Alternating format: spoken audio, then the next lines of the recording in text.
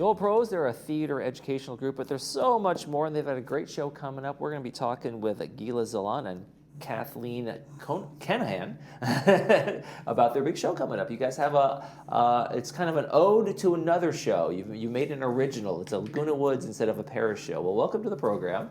Oh, thank you. Thanks for joining us. And so tell me a little bit about Jacques Brel is alive and well and living in Laguna Woods. For anybody who knows the show, he's supposed to be in Paris. Jacques supposed to be in Paris, but we're making it Laguna Woods. Yeah. What was the inspiration behind doing this? Well, Sheila, who was our mentor in the Old Pros for many years, always wanted to do the entire show. Mm-hmm. But we did not have the right voices at that time. Mm-hmm. So we said, no, let's not.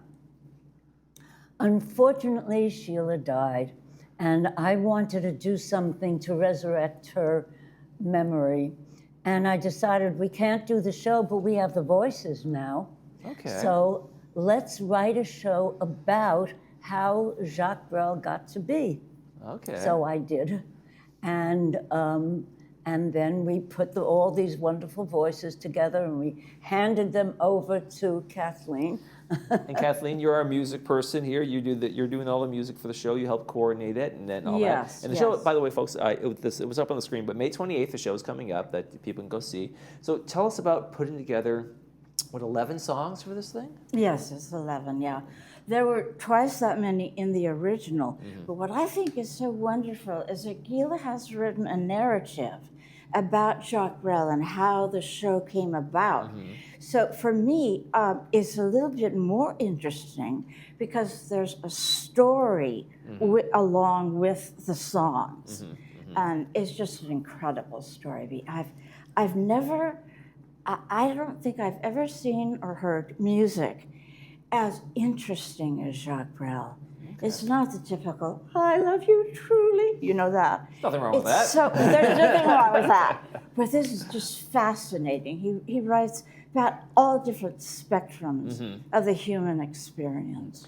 So Gila, what was it like taking that on and reimagining it, so to speak, in a new kind of form? Well, in all honesty, I imagined putting it together, but found miraculously on the web, on Google, a story that was written by Eric Blau, who was the original producer of the show.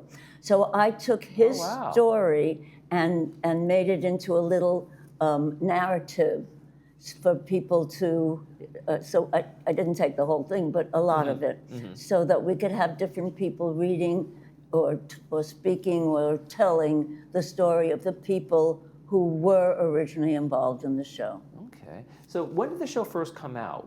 In 64. Okay, right. Back in the 60s. So it's been around and people know it. How will they see it as different in your presentation in terms of, will there be a lot that's familiar to it? No, there's no plot at all. The original Jacques Brel was just a lot of songs. Right. It was directed by a mime. It was 20-something songs in the original, right? Yeah. It was directed by a mime named Moni Yakin, and he took each of the songs and made each song a story, but it would go from one song into the next, and with no narrative or anything in between. Okay. You can't even call it choreography. It was mime movement into the songs. Yes. So what are you enjoying most about the songs that have been selected for this presentation and getting them kind of all together? They're all very emotional. They're like really happy, really sad, and the music is just beautiful. Once you hear the music, it goes round and round in your head, you know. And Gila and I have both had a personal experience with it. I'll let Gila talk later about her husband and she producing it. And I actually saw the show every night for 2 years because I went to New York City and I got a job as a waitress, of course, while I was doing auditions. And it was in the Village Gate. And I went there because Nina Simone was there, But then the show Jacques Brel came in. I just fell in love with it. And you've been a theater person from the, you say you were born singing, so I we'll was. believe that. So show us this picture of what is this picture? This? And This is when I was singing with Robert Goulet. Okay. Yeah, I did this. Wow. I sang with Robert. Was that was that in New York? No, we did this with Bob. I didn't start in New York. I actually auditioned here in LA. Okay. And got the job like that. It was Wow. Just Cool. snap. Well, look at you. Yeah, If you and we built it out opened- like you looked, I bet it was a great show. Thank you. Yeah, we opened in the Caribbean. We played Vegas, and then Oh wow. all around the Eastern, from Connecticut to Florida. And so It was music's just really part of your fun. life, right? You also teach? I teach singing. Yes. Wow. Okay. Yes, I love doing that now. Yeah, and I can teach all over because I teach on Zoom. Oh, okay. Yeah. So that you- works It really really has well. expanded people's worlds in terms of that kind of thing. It really is. Yes. It's amazing Yes. tool. So Gila, this is not your first run-in with the show. Tell me about your original time with this show, with this program. Jules and I saw it when it was first, it got terrible reviews when it first opened. But we went to see it thinking that, it's going to be awful. And we were blown away. Okay. It was absolutely wonderful. So we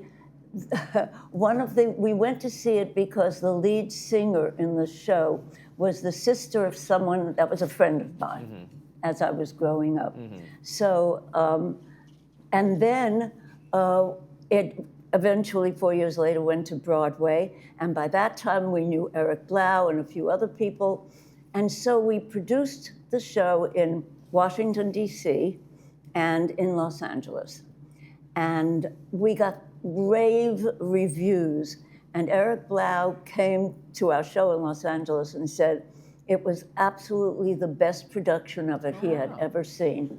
Well, there you go. Well, no wonder you wanted to bring it back. What do you think it was about the original that got the bad reviews early on? Was it just because there was no narrative or people didn't quite grasp the idea behind Absolutely, and they hadn't heard of Jacques Brel Okay. yet.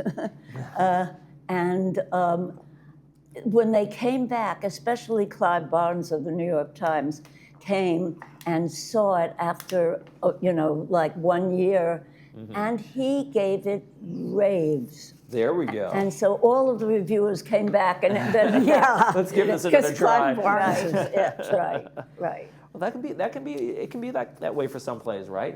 They're just maybe a little bit ahead of their time where people aren't quite ready or I think people so. don't understand what they're walking into. So my expectation's one way and I get something else and it's, I didn't like it for Right, whatever right. crazy reason. But interestingly, one of the songs that is not in the show that Jacques Brel wrote and made him famous was called Ne me quitte pas, or If You Go Away.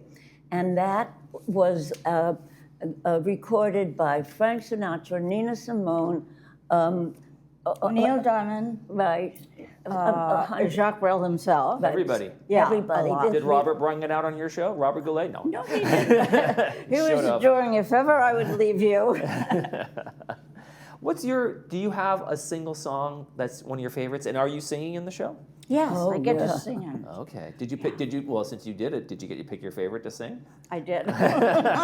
Actually, I have two.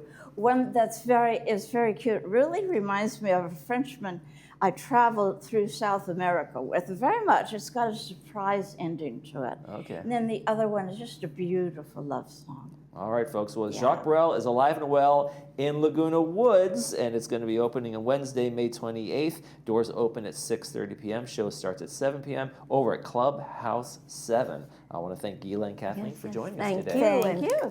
Come There we see go. the, And I love the yeah, beret. come By the way, see I did show. notice the French beret. Yeah. Oh, yes. We'll be right back with a preview of Saturday's movies. Stay with us. Okay.